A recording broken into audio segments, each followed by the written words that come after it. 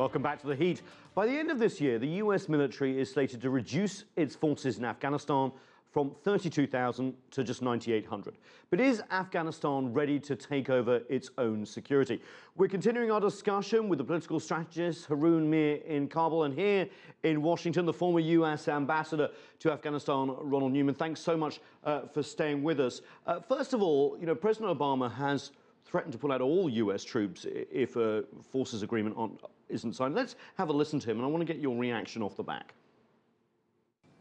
American personnel will be in an advisory role. We will no longer patrol Afghan cities or towns, mountains or valleys.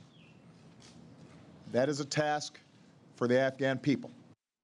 A key foreign policy objective of Barack Obama was to pull the troops out of Afghanistan. The question, of course, for Afghanistan going forward is, can Afghan forces hold their own in the country against the Taliban and other forces? Haroun?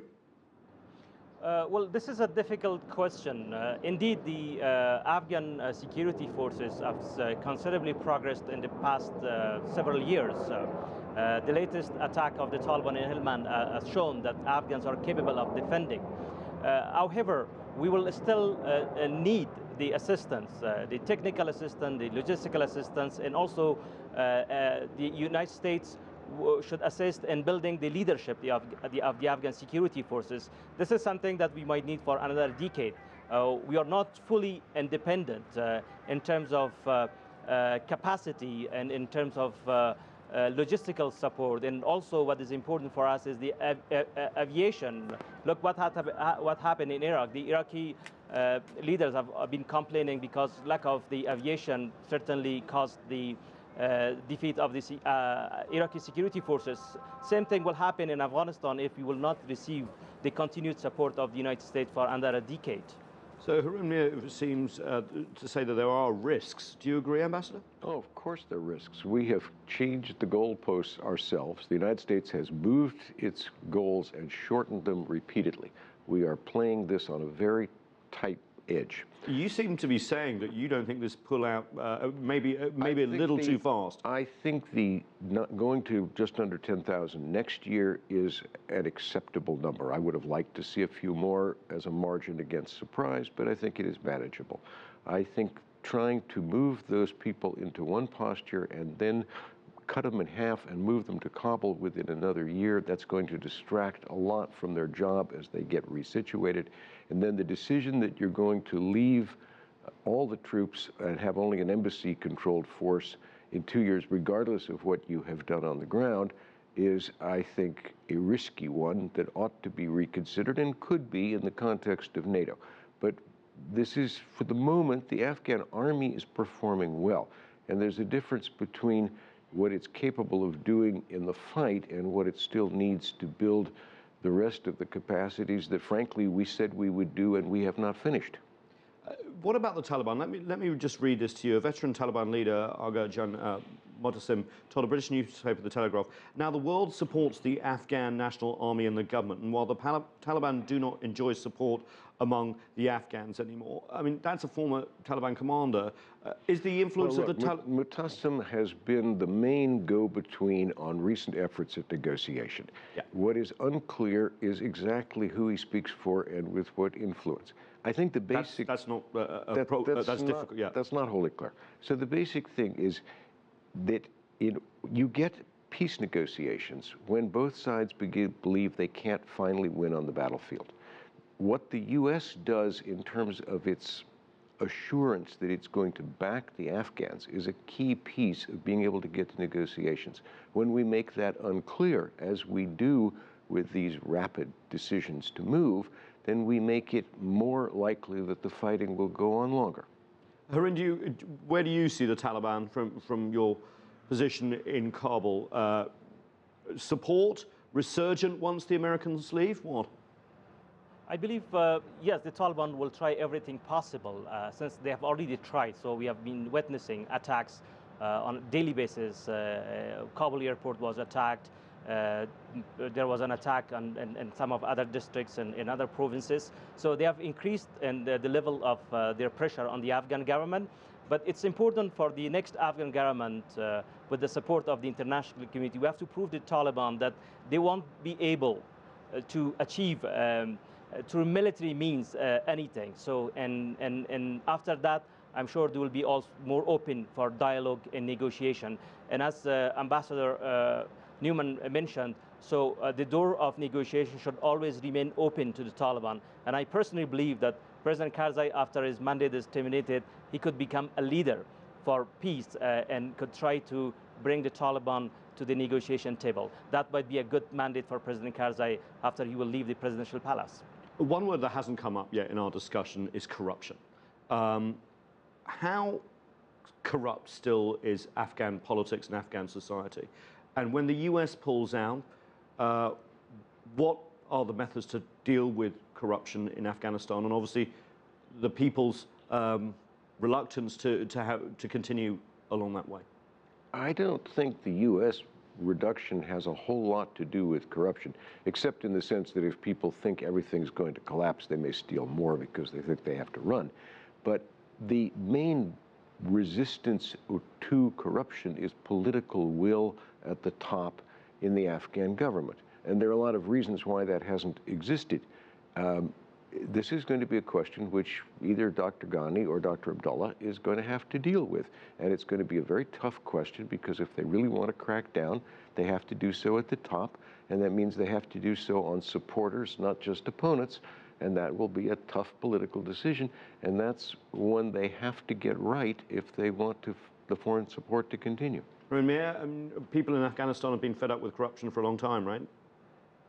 Yes, indeed. We are all ashamed by the level of corruption in Afghanistan. In particular, this is the money coming from taxpayers in the United States and elsewhere around the world. So we have to be very careful and accountable to this. Unfortunately, the past 13 years was very difficult years, and there was lack of political will, as Ambassador Neumann mentioned.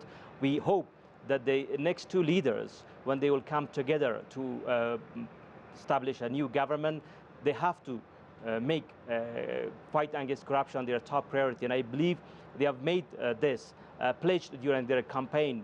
And I'm persuaded that we have no other choice, because the international community has put a lot of conditions during the Tokyo conference in 2012. It was very clear.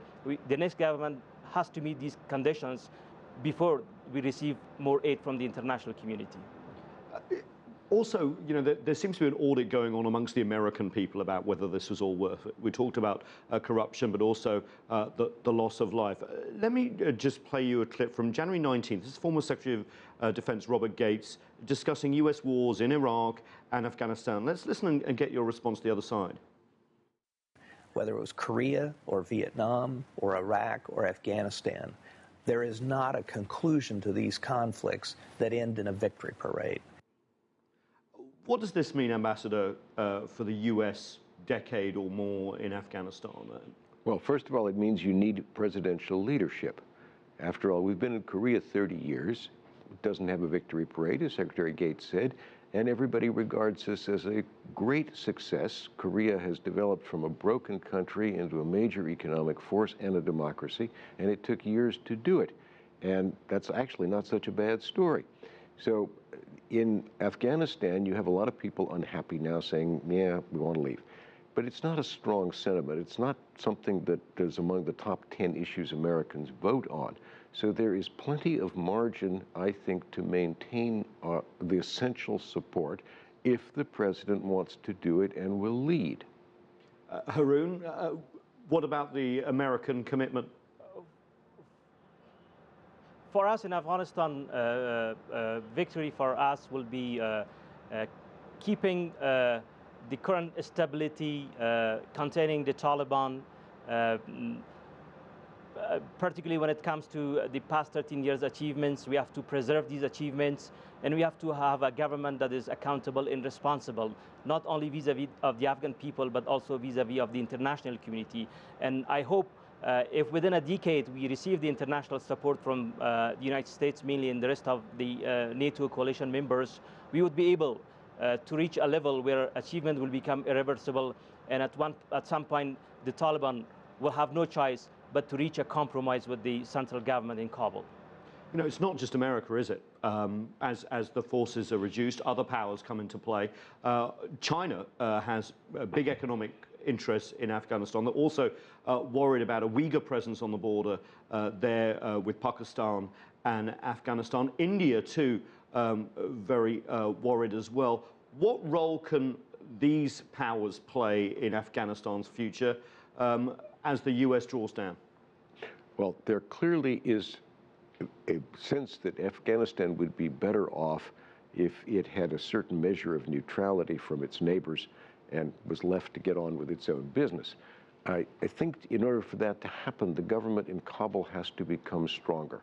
As long as there are active power contests that draw on foreign support, then no agreement on paper will remain.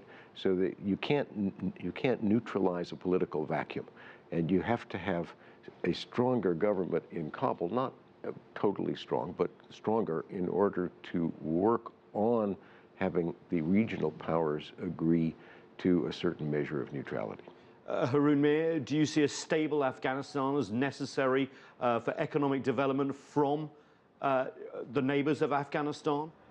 Yes, indeed. And I think one of the mandates for the next government is to reinvigorate the Istanbul process. The Istanbul process was set among the regional countries, and that was also through direct support from NATO countries. And we have to create a regional dialogue with all our neighbors, and particularly those countries such as China, India, which could play an important economic role in Afghanistan. The spillover of their economic growth will benefit us, and we are keen that the Chinese companies should commit to their investment in Afghanistan, and they should start the work on our mines. The copper mine is not far from Kabul. It's probably less than 20 kilometers away, but the work has not yet started. So we are hopeful that the environment after the new government will take place will be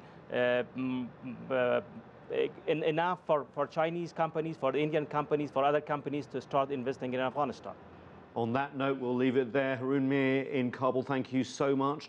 Ronald Neumann here in the studio, thank you. That's it for this edition of The Heat. We'd love to hear from you, so please send us your questions, comments and story ideas to theheat@cctv-america.com. And to continue the conversation, join us on Facebook at CCTV America. I'm Nathan King in Washington, D.C. Thanks for watching.